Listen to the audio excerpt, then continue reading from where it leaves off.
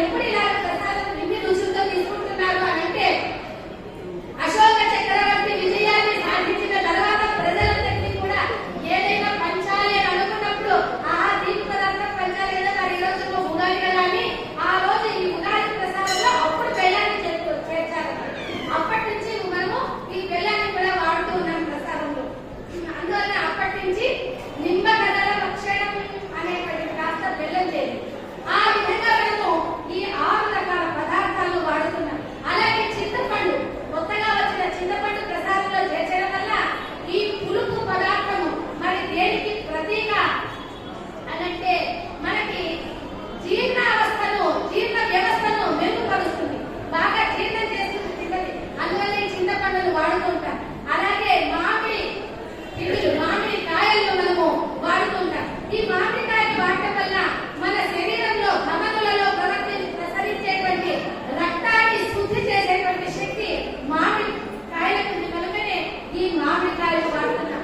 అలాగా బెల్లాన్ని, ఉప్పును, వేపపూతను, లవణాన్ని, మిరియాల కాలాన్ని ఇలాగ ఇవన్నీ కూడా వాడుతూ మనము ఉగాది ప్రసారంగా తీసుకుంటున్నాం ఈ చైత్ర శుద్ధ పాఠ్యం.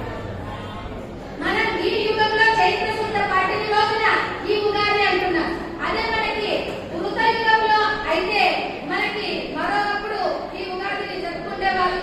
అదేవిధంగా త్రేతాయుగంలో కార్తీక శుద్ధ నవమి రోజున జరుపుకునే వాళ్ళు. ద్వాపర యుగంలో మనకి శ్రావణ తదియ రోజున జరుపుకునే వాళ్ళు. కృత యుగంలో మనకి శుక్ల పాఠ్యం రోజున జరుపుకునేవారు. ఈ కలియుగంలో చైత్ర శుద్ధ పాఠ్యం రోజున ఈ ఉగాదిని మనము జరుపుకుంటూ ఉన్నాం. మరి ఇదంతా కూడా మనము ఆచరిస్తున్నటువంటి భక్తులందరూ కూడా మనకి ఈ ఉగాదిని ఎంతో గొప్పగా చేస్తూ సంబరాలు జరుపుకుంటూనే ఉన్నారు.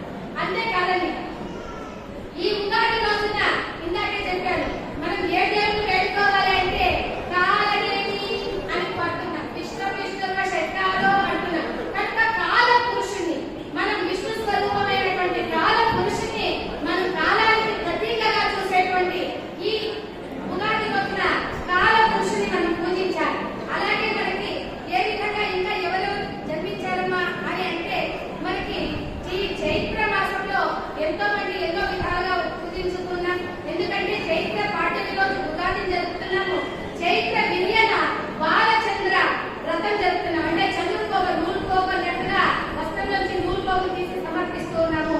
చంద్రుడి యొక్క దీవెనలు అందుకుంటున్నాం. అలాగే చైత్ర పౌర్ణమి రోజున చిత్రగుప్తుని వ్రతం చేస్తున్నాం.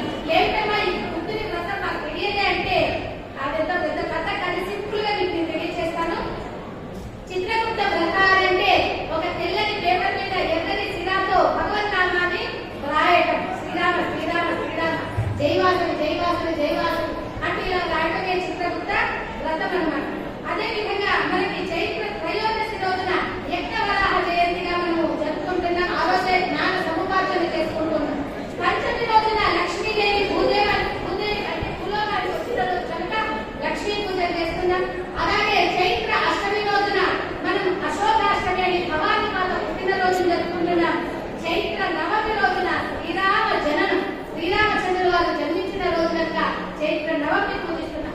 ఇంత విశిష్టమైనటువంటి మాసం కనుకనే చైత్ర మాసం విష్ణు భగవానునికి ఎంతో ప్రీతికరమైన మాసం కనుకనే విష్ణు స్వరూపుడైనటువంటి శ్రీరామచంద్రుల వారు కూడా చైత్ర మాసంలోనే ఉగాది తర్వాత మొట్టమొదటి పండుగగా వచ్చే శ్రీరామ నవమి రోజుననే ఆ పండుగ మనకి మొట్టమొదటిగా మనకి వస్తుంది. కనుక ఆ శ్రీరామ నవమి కూడా మనము ఎంతో గొప్పగా మనము పూజిస్తూ ఉన్నాం. అంతేకాకుండా ఈ పంచాంగాన్ని మనం ఇంత శ్రవణం చేస్తున్నప్పటికీ ఇన్ని విధాలుగా ఆచరిస్తున్నా కూడా మనం ఎంతో కూడా మన జ్యోతిష ప్రకారంగా కూడా ఇవన్నీ కూడా మనం తెలుసుకోవాలని చాలా ఇష్టంగా మనమంతా కూడా పూజిస్తూ మనం తెలుసుకోవడానికి ఇష్టపడుతూ ఉన్నాం. మరి